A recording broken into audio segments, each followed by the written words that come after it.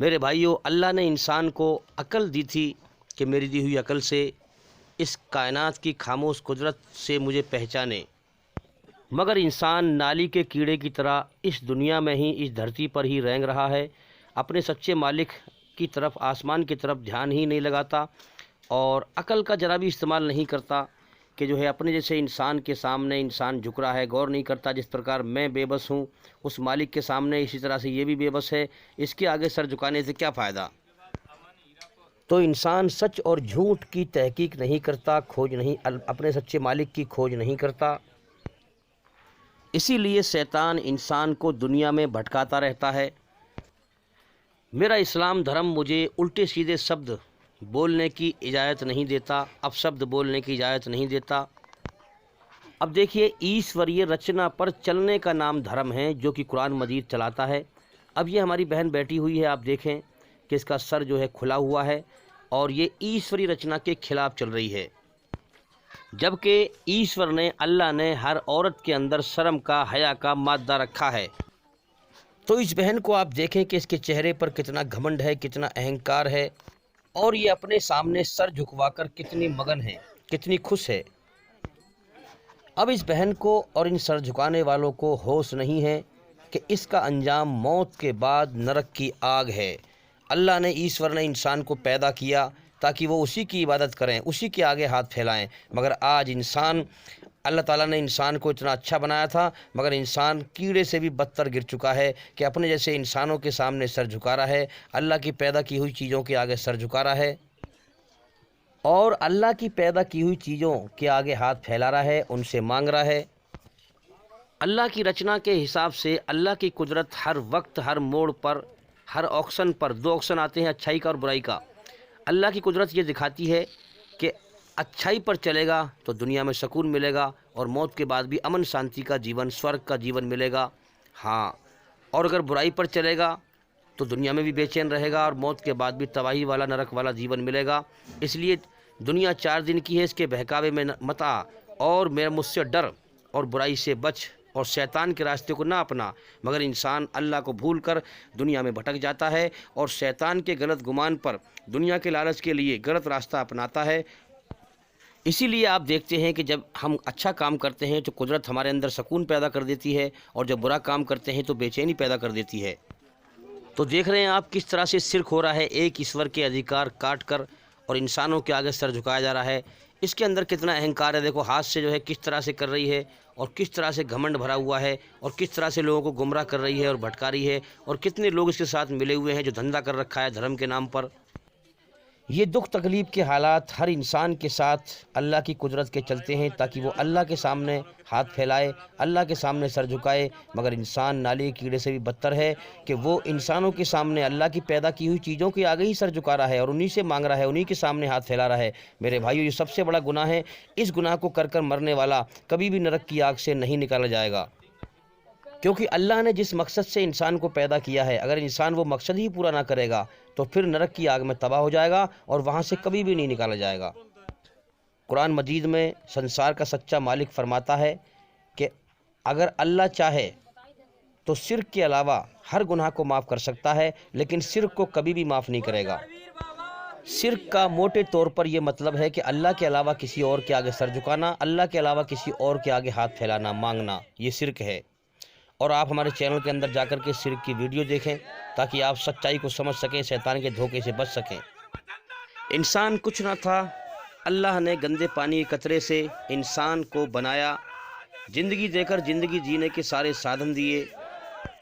انسان کے لیے دھرتی کا بچھونا بچھایا، آسمان کی چھت بنائی، آسمان سے پانی برسایا، زمین میں سے کھانے پینے کی چیزیں پیدا کیں، رشتے ناتے بنائے، زندگی جینے کے سارے سادھن دیے، اس لیے کہ یہ میرا کھا کر میری نعمتیں استعمال کر کے میرا شکر ادا کرے اور میری تعریف کرے، میری بنائی ہوئی رچنا کے آدھار پر مجھ سے ڈر کر برائی سے بچے اور اچھائی پر چلے اور مجھے راضی کرے، میری بنائی ہوئی کائنات میں جو اس کے فائدے مند ہے اس کو دیکھ کر میری خاموش قدرت سے مجھے پہچانے، میری تعریف کرے اور میرا شکر ادا کرے اور بن دیکھے میری کھوج کرے اور مجھے پالے اور دل اپنا میرے حوالے کر دے، دنیا کی دوڑ نہ لگائے، دنیا کی موہ مایا کی دوڑ نہ لگائے، दुनिया में सिर्फ अपनी जायज़ ज़रूरतें पूरी करे और सारी मेहनत और सारी कोशिशें मेरी खोज में लगाए, मेरी खोज करे और मुझे राज़ी करे, तो मैं इसे इस दुनिया के बदले में हमेशा का जन्नत का जीवन अता फ़रमाऊँ, अपना इनाम अता फ़रमाऊँ। अगर ये इस दुनिया से तवज्जो हटाकर मेरी तरफ लगाए, हाँ, अल्लाह का ऐलान है, मगर ये इंसान अपने सच्चे बनाने वाले मालिक अल्लाह को भूल कर अपने घमंड में अपनी मनमानी करने में लगा हुआ है और दुनिया की मोह माया की दौड़ लगा रहा है और धर्म के संबंध में भी अल्लाह की खोज नहीं करता, धर्म के संबंध में भी अल्लाह अपनी मनमानी कर रहा है और गलत रास्ते पर चल रहा है, शैतान का शिकार बना हुआ है और गौर करने को तैयार नहीं है। तो मेरे भाइयों, इस्लाम धर्म में कुरान मजीद संसार के सच्चे मालिक की सच्ची किताब है। अब इस पाखंड का मिटने का समय आ चुका है। कुरान मजीद का ज्ञान बहुत तेज़ी से हाईलाइट हो रहा है और ये पाखंड और बुराई मिट रही है शैतान की। तो कुरान मजीद में संसार के सच्चे मालिक का सच्चा रास्ता हाईलाइट हो रहा है। अब हर जगह तक बात पहुंच रही है और लोग समझ रहे हैं और इस पाखंड को छोड़ रहे हैं। ये पाखंड हर धर्म में बेहिसाब फैला हुआ है। आप हमारे चैनल के अंदर जाकर के एक एक करके सभी वीडियो देखें और सुनें, ताकि आप सच्चाई को जल्दी से जल्दी समझ सकें और शैतान के धोखे को पहचान सकें और अपने जीवन को कामयाब बनाकर मर सकें और मरने के बाद जन्नत को हासिल कर सकें, नरक की आग से बच सकें। तो ऐसे मैं आपको शैतान के कितने पाखंड दिखाऊं। अब देखो, ये पाखंडी बैठा हुआ है, इंसानी शक्ल में शैतान है जो पब्लिक को गुमराह कर रहा है और ये बिल्कुल निपट नंगा बैठा हुआ है, इसके तन पे कोई कपड़े नहीं हैं। अब आप ज़रा सोचें कि ये अधर्मी है या धर्म पर चलने वाला है। अब ये ईश्वरी रचना के खिलाफ चल रहा है। अल्लाह ईश्वर ने हर इंसान के अंदर शर्म का मादा, हया का मादा रखा है। अब मुझे बताओ ज़रा, कौन से कपड़ों की कमी चल रही है जिसने कपड़े नहीं पहन रखे हैं। तो मेरे भाइयों, ये लोग धर्म पे चलने वाले नहीं हैं बल्कि अधर्मी हैं, इंसानी शक्ल में शैतान हैं जो पब्लिक को गुमराह करने में लगे हुए हैं। चरस पीने वाले, भंग पीने वाले, शराब पीने वाले। अब अगर यहाँ इस मंदिर में, ये जहाँ भी मंदिर है, ये इसमें औरत अगर आएगी तो उसके मन में गंदे ख्याल नहीं आएंगे। औरत को छोड़िए, आप जब इंसान एक नंगा होता है तो दूसरे इंसान के मन में भी गंदे ख्याल आते हैं। तो ये शैतानी ख्याल हैं और शैतानी ही के तरीके हैं, सब ये शैतान के रास्ते हैं। इसको मेरे भाइयों पहचानें। संसार का सच्चा मालिक अपनी आखिरी किताब कुरान मजीद में कभी भी बेहयाई, बेशरमाई, बुराई का हुक्म नहीं देता है, बल्कि सच्चाई और अच्छाई पर चलने का हुक्म देता है। और सूरह शम्स में हुक्म देता है कि कामयाब वही होगा जो अपनी आत्मा और शरीर को बुराई गंदगी से पाक करके मरा, पवित्र करके मरा। और नरक की आग में तबाह और बर्बाद मरने के बाद वही होगा जो अपनी आत्मा और शरीर को बुराई की गंदगी से गंदा करके मरा। संसार के सच्चे मालिक अल्लाह ताला ने इंसान को अकल दी कि मेरी दी हुई अकल से सच और झूठ को पहचान कर मेरी खोज कर और मरने के बाद मेरा जन्नत का, स्वर्ग का इनाम हासिल कर, वरना तो जहन्नुम की आग में, नरक की आग में तबाह हो जाएगा अगर फसाद फैलाकर मरने के बाद मेरे पास आएगा, अगर शैतान के रास्ते पर चलकर आएगा। सूरह दहर में साफ तौर पर फरमा दिया है कि इंसान मरने के बाद फिर मुझसे मत कहना, मैंने तो ये दोनों रास्ते दिखा दिए हैं, सच्चाई का भी और झूठ का भी। तो मेरी दी हुई आँखों से और अकल से सच और झूठ को पहचान। जीवन का समय तू लेके आया है, वो समय ख़त्म होने की तरफ जा रहा है, फिर मर के तुम्हें लौटना हमारी ही तरफ है। तो मेरे भाइयों, अगर आपको हमारी ये वीडियो पसंद आई है, अगर आप हमारे चैनल पर नए हैं तो चैनल को सब्सक्राइब करें ताकि और ऐसी वीडियो आपके पास तक पहुँच सकें। और जितना भी हो सके वीडियो को लाइक और शेयर करें, सच्चाई को दुनिया तक पहुंचाएं ताकि लोग सच्चाई को समझें, और चैनल को जितना हो सके फैलाएं ताकि सच्चाई लोगों तक पहुंचे और ये पाखंडपना और ये बुराई फसाद मिटे और लोगों को सीधी राह मिले संसार के सच्चे मालिक की। और भाई, ज़िंदगी रही तो फिर मुलाकात होगी। अस्सलामु अलैकुम वरहमतुल्लाहि वबरकातुहू। ऐ पैगंबर, मेरी तरफ से लोगों को कह दो कि ऐ मेरे बंदो,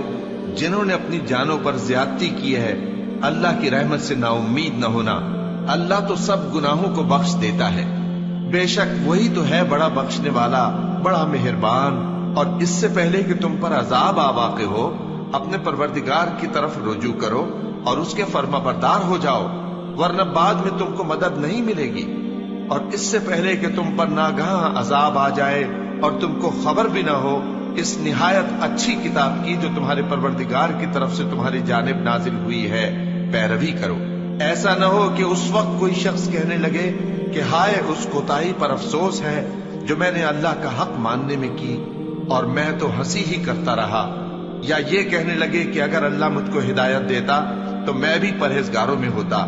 یا جب عذاب دیکھ لے تو کہنے لگے کہ اگر مجھے پھر ایک دفعہ دنیا میں جانا ہو تو میں نیکوکاروں میں ہو جاؤں۔ ارشاد ہوگا کیوں نہیں، میری آیتیں تیرے پاس پہنچ گئی تھی مگر تو نے ان کو جھٹلایا اور شیخی میں آ گیا اور تو کافر بن گیا۔ اور اے مخاطب، جن لوگوں نے اللہ پر جھوٹ بولا تم قیامت کے دن دیکھو گے کہ ان کے چہرے سیاہ ہو رہے ہوں گے، کیا تکبر کرنے والوں کا ٹھکانہ دوزخ میں نہیں ہے؟